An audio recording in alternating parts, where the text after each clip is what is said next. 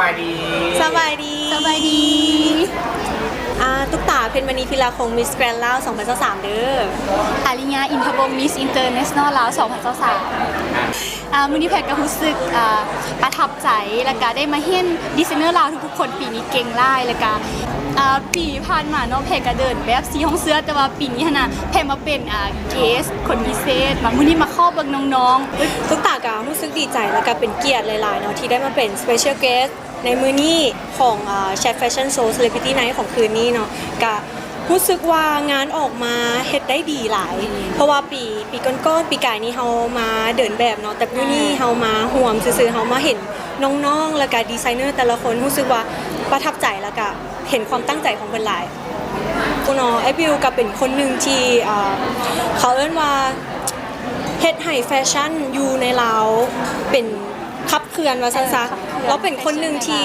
ขับเคลื่อนแฟชั่นอยู่ในลาวแล้วก็เขาเห็นความตั้งใจของเรารู้สึกว่าประทับใจในสิ่งที่เราเฮ็ดออกมาเฮ็ดให้คนลาวเฮาได้มีการพัฒนาแล้วก็อาจจะสามารถนำไปประยุกต์ในสากลได้ต่อไปก็เป็นไอคนนึงที่ว่าเก่งแล้วก็มีความสามารถแล้วก็แพรรู้จักกับพี่วิวมาแต่โดนแล้วก็เห็นพี่วิวทุกๆปีเนาะแฟชั่นโชว์ของเขาจะใหญ่ขึ้นแล้วก็สิ่งหนึ่งที่สำคัญก็คือพี่วิวเพิ่นจะเป็นคนที่ว่า